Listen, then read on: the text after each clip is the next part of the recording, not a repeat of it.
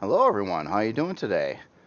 Thought I'd get an update out there and apologize for the lack of video yesterday. I had some issues with my internet and the game. I actually did start a Kriel Space Station up there, but the game crashed on me when I was building it and trying to make the video, and then I tried to edit the video and didn't work out so well. And my internet seems to be back again, although it dropped again like about 10 minutes ago, so I don't know what's going on right now. I just wanted to go over a few things here, and then I'll show you that space station and also show you some updates to the space carrier. And I have been trying to work on that as well. Um, so over the weekend, I released the Creole Shade. Now, this kind of makes me happy because now I've got a starter CV for all three factions, and I was just taking a close look at the three of them as in what they cost and what they have and how they compare. To start with the oldest of the three, the Wayfarer, 2 hour and 27-minute build time. You'll see that it takes these semi-rare resources, and this I found to be pretty much unavoidable with any of the starter CVs. Reason for that is the thrusters themselves are the bulk of what this is. And you got to have thrusters on a ship, so you're going to have those kind of resources on a CV. Um, Now, if it's a really small CV, less of these, of course, but you're still going to need those. So the Wayfarer, on its strengths and weaknesses. Strengths, it has the largest landing pad and the largest hangar of the three, as well as the largest amount of grow plots in it. This has 36 grow plots. Um, Now, its weaknesses versus the other two, it has the least amount of actual storage container system at a single 320K. It does have a lot of cargo boxes in it, though, so it's got 10 large cargo boxes in the hangar area. Um, it is ready for a shield, but it does need a tier 3 CPU block to add a shield into the ship. And that's kind of where it's at. It has 4 turrets. And again, just take a look at one last time, 2 hour and 27-minute build time. So the next one, the MCRN Pioneer. This one, 2 hour and 23-minute build time, so 4 minutes less. Again, if you're going to take a look at these resources, you're going to see very similar numbers in these three. In fact, all of them. So this one has 5 turrets. It has 2 side mount turrets and 3 top turrets. Also, these newer ships do have drone hatches too, so that's a feature that was not put in the Wayfarer. This one has less farm plots, so it has 27 grow plots, so down by 9. And storage-wise, this has two 200K. I'm sorry, two 240K storage systems in it, so 480K storage. It does not have as many cargo boxes in it. It's still, yeah, it's lacking quite a few cargo boxes. So it does have one up back over here and 2 more there. So I guess it's still got 3 back there. This one is the one of the 3 that can add a shield at tier 2. So it has enough CPU left over in the build to add a shield without making any changes at all to the ship, because it comes out here at 462, and the shield I believe is 30,000 CPU. So it's not that high of a number for the shield, really. I think at one point in time it used to be more. So this one, yeah, fits right in the realm. The Creole Shade, where this one is a little bit different. Now this one probably has the smallest landing pad and the smallest hangar of the 3. Not that they're dinky, but it's not as large as the other 2. Now this excels in other areas though. This one actually has the most amount of storage in it. It has 3 200K storage systems in it, stock. all of them have similar on the constructors. One advanced constructor, two small constructors on this one. This one has the most amount of turrets, so it has 6 turrets. It has 4 on the top, and these are configured differently than what the MCRN or the Wayfarer are, where all 4 of these turrets can fire forward on how they were set up. So they all have a clear line of sight forward, and same thing on the bottom 2 turrets. So a little bit more firepower over the other ships that way. The hull material and everything is also the same. Looking at the specs on this one, 2 hours and 28-minute build time, again with very similar numbers across the board on everything. So they're all in the same ballpark in cost, within I think 4 minutes build time of all 3 of these ships, for maybe 7 minutes. This one also has a drone hatch. And this one, the other unique feature on it is it does have 8 either mining or launcher style CV weapon mount points on it. So it could be more aggressive with weapons or could do mining. If it did do mining, it would need to be, of course, upgraded to a tier 3. And if I was using this ship in the game, what I would actually do is remove these 2 cargo boxes here, fill all this area in here with cargo extensions going right down the wall to the ground, and put in a harvest controller on one of these 2 blocks on the bottom, which would give me an additional storage setup for harvest. It'd be really quick and easy to do.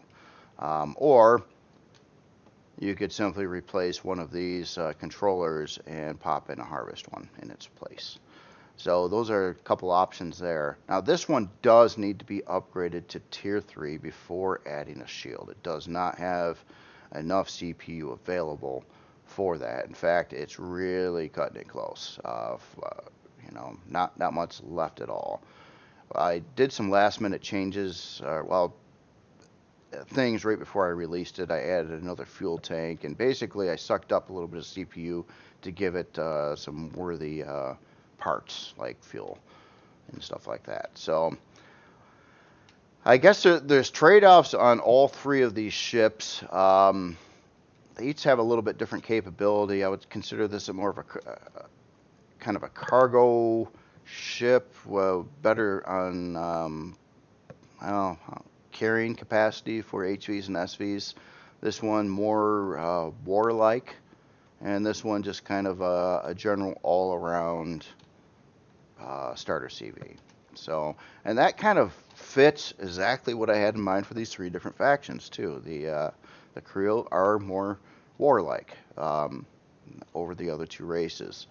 The MCRN, if you follow the show too, the Martian ships were better ships than the human ships, and they had less of them, and they probably costed more. So that's kind of the deal with the 3 of these, and Kriel is just Kriel.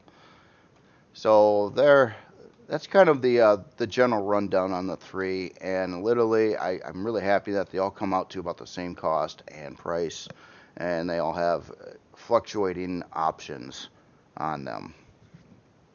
So that's kind of neat. I'm not sure which one I would go with in a game. I'd probably be pointing to one of these 2. Another note too, the Wayfarer I built in a video. It was like 4 or 5 parts on the video and then some off-screen tweaking on it before I released it. But I'm thinking that the Wayfarer had about a total of a 6-hour build time on it. These other 2 ships probably had closer to 12 to 14-hour build times on them. So they are a little bit more tweaked out, a little bit more elaborate, have more elaborate body designs as well, less boxy than the Wayfarer. The Wayfarer was certainly a boxy ship, and there are advantages to boxy ships, and that is you're going to get more interior space for the amount of blocks used. So that explains its bigger capacity than the other 2. So moving on to some other things. Start with on the space carrier here. I started working on some more areas of the ship. Let me take a look at where I'm going. So over here, the ship has a swimming pool. Now, another author actually put in the swimming pool in this really cool idea of using force fields over the swimming pool to simulate like the look of water. Now, I was thinking the whole time, should this ship have a swimming pool? Now, it's a big military carrier, but there's so much space in this ship that I just don't know really what to fill in all these rooms with. I didn't really want to have tons of little crew rooms everywhere. It's got quite a few of those already, but so I've got all these areas to fill up with stuff. This pool happens to be located right next to Crazy Z's entertainment section as well. That includes a bowling alley. So I'm just curious what you guys think. Should I leave the pool or should I gut the pool? Now I'll probably be tweaking out some of these rooms some more too. So there's that room that's done. I did a couple more rooms in the back portion of the ship. Again, some of these wacky rooms, like this one here is new. And I also carved into the back of the ship slightly, excuse me, to add in a little window for rear viewing off this new room over here. And then I did another room above it that connects into the engineering area in the back of the ship and added some more air tanks in that room. And elevator access, and then it's got these upper landing pad access areas. So over in this section, I started working on this too. I'm not done with this, obviously. But this is an overlook. There's several floors here, and I've got to like do stuff with that floor and this floor and all these floors. There's just a bunch of them. I've just been trying to get this this whole section done up at once, I guess. So this actually goes down to this overlook over the hangar, which has like a 360 view of the hangar space, and it actually is like a control booth that sits right smack dab, well, I wouldn't say in the center of the hangar, but so you can view a lot of things going on in the hangar. This was another author's idea to actually add this, and I thought it was a really good idea. So that is in there. So every week I'm going to try to make some more progress on this ship and get more rooms done.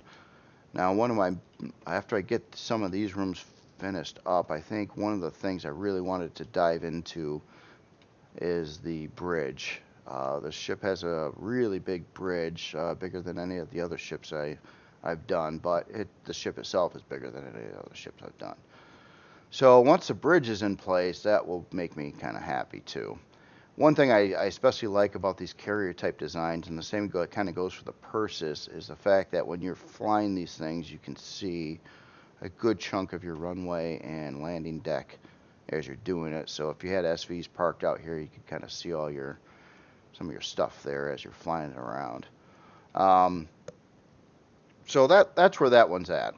Now this, I'm pretty sure that this is going to be released as in an A12 creation, because I want to explore teleporters.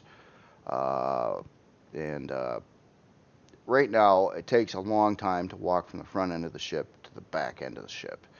And with teleporters, that could make it so you could operate this like it was a small ship, and only go to all the other areas when you feel like taking a walk. But you can get to all your quick stuff right away. So I think that could be kind of nice, especially if you try to use this in gameplay. Now, of course, this is an extremely high size class creation. I expect it to be over size class 50 before it's done, and it's quite expensive as well. So, but if you want to carry a lot of stuff, including some smaller CVs, this certainly has the most carrying capacity out of anything I've made. So on to the Kriel Space Station. Loose idea start that my video screwed up on me. this is sort of where I started right now. I'm not entirely sure I like all the little aspects, but this is such early progress that it would transform so much. The concept of this is I wanted to have two like smaller landing pad areas here with a big divider in the middle, and then kind of like a head type control station over on the top here. That would kind of like look down over the area. The hangar, main hangar, kind of in this area here. And these, where these blocks are here, these would be solar extension arms. The backside I haven't really planned out yet. And up here I was thinking would be some kind of weapon emplacement set up there. And then there would probably be another extension going downward, also with another weapon emplacement area. This space station is going to be quite defended, so it's going to have a fair amount of guns on it and things like that, and a fair amount of docking space and cargo space and a lot of that stuff. So my plans on this one is the version I'm doing here now, and it's so rough that don't even consider this to be what it would exactly look like. I'll make a plan would be to make a player version first, a player base. So it would have like all the goodies in it and be really set up for player use. So you can add in forges or maybe even comes with them. I'm not sure. I expect it to be around size class 10. So it's going to be a little bit larger space station again before it's done. Now right now, like I said, it's very, very crude and very early, and I don't even have a lot of the body lines even in here yet. So that's kind of the start on it. Just curious what you think of that. It's a loose concept. I've got some other ideas on what I could do for space stations as well. I don't have a lot of time invested in this right now. In fact, this is about about a half hour, 40 minutes, I would say, that's here right now. And I was just kind of tweaking things. But yeah, the game crashed on me. My internet dropped. I had a lot of problems yesterday. I've been shifting back and forth between A12 experimental and A11 standard too, and then now every time I fire up my scenario here, I get some errors and things like that. So I might have to just start like a fresh survival world again. Now, of course, I was using a fresh one in A12, and I was checking out some problems that I've got on some other ships that need to be updated anyway, like the Creole Gas and the Creole Wraith when I bring them into A12.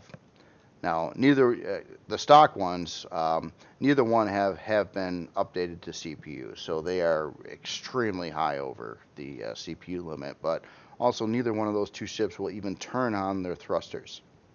That could be CPU related. The Creole Kachina, the smaller one, which is also not CPU compliant, the thrusters do turn on that one, but it's not near as far over on CPU as the other two are.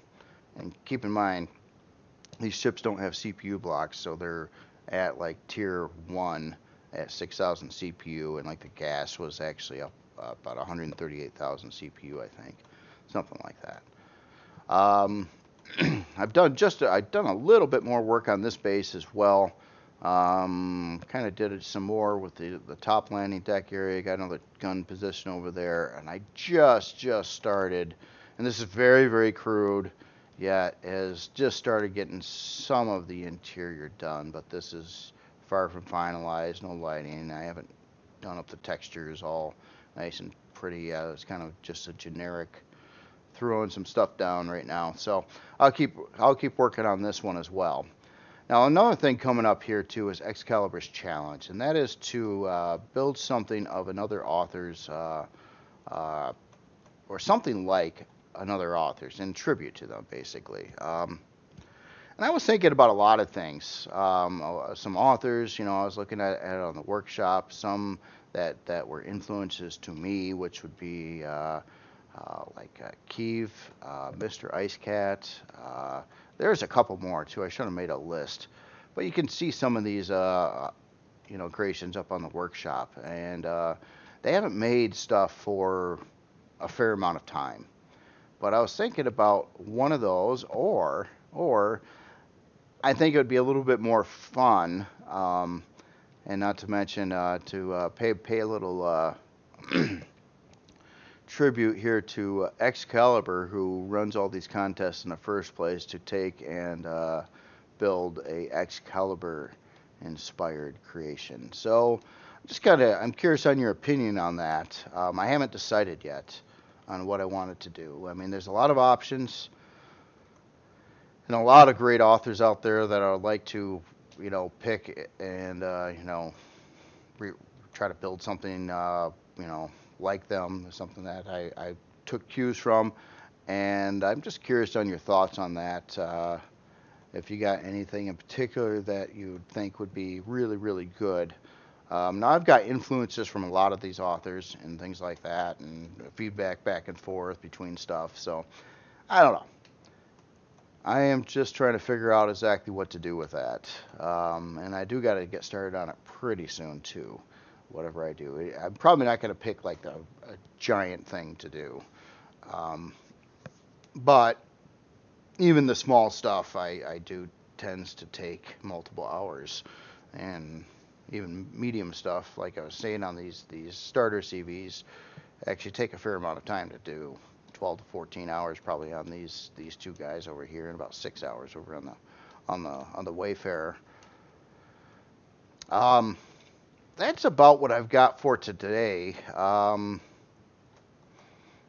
I would like to show more of like building this, but man, it's just slow work. So maybe I'll try to put together a high-speed video compilation instead, because when I'm just muttering around from blocks and looking at things and this and that, it's not, there's a lot of coming up with a design in the first place takes a while, and a lot of like thought goes into the wire frame. And once you get to the point where you like your general shape and wire frame, then like filling in the rest of it's not so bad. It goes pretty quick. It's just getting that design and looking at it from all the different angles and say, hey, how does it look from this side, and how does it look from this way, and should this move, or should this adjust out, or should I get rid of this part and replace it with something different.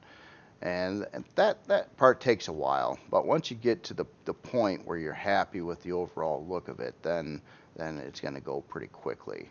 Well, quickly, yeah. It's probably not the best word to use, but you know what I'm saying.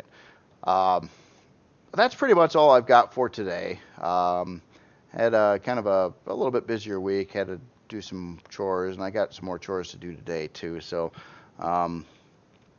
we'll see how it all goes. But anyway, if you got anything in particular that, or if you agree with me that maybe I should try to do something from XCaliber, or pay tribute to one of the classic authors that were around, mostly before I got into this and was serious about things too. But you'll see a lot of especially like Mr. Ice Cat. You'll see several of his creations in the most popular of all time. So he was really banging it off for a while. Now I think he stopped doing this before I got into it much. So unfortunately, I haven't seen anything new from him in a long time. I think there was something though, like a year and a half ago, but it's been a while. And also keep in mind that his ships, a lot of his ships were put into the game as well. So, and also I love like the Aspire and things like that from Kiev, the crazy building structures that look like modern art, small skyscrapers. Very, very cool, very creative, and at the time building these things in the game too, it didn't have all the options that we have now. It didn't have all the different blocks and the fancier lighting and the textures and the custom color palettes and you name it. It just did not have what it has now. So I'm sure all those things, if they were built again or revised to today's standards of what the game offers, they could be they could be far more, you know, crazy than what they were even then. So, no doubt. So, anyway, you all have yourself a good day, and you stay safe, and I will keep plugging away at this. I'm going to try to just record all my sessions of working on the space station, and maybe just edit a video out that can show all of it kind of together in some way. Now, ultimately speaking, what I keep on thinking, and I don't have the capability of doing this, but what would be so cool to do with like a high-speed video is I understand that when you're watching these things, especially, you know, when I put it at 3x speed or something like that, you know, you're just seeing the screen jitter around all the time. Most people are okay with that, but there are people that, you know, that really messes with them too. And I don't particularly like to see it that way either. What I would ultimately love to do is be able to have, like, right where I'm at right now. Say I set a camera here, right, and then I record everything, and then I was able to run around and just build, and that camera's recording from that position this whole time until I decide to switch the camera position to a different view to, you know, to do it that way. I think that would be pretty cool to see, because then you could kind of see it being built from a distance in real time without the screen shaking all over the place and, you know, moving around. I would really like to do that, but I think the only way I could pull that off would be to get a second account for the game and then, like, host a little, like, local server at my house, and then, you know, have, like, the other computer record as I build and then edit those videos together in high speed. Just a loose idea I had. Could make it interesting to see bigger builds get done in like a 3x speed or even faster. At that rate, I could probably go to like a 10x or 20x even. It wouldn't really matter because your screen's not bobbing all over the place. You can still see what's going on. Anyway, you all have yourself a good day. I will see you later.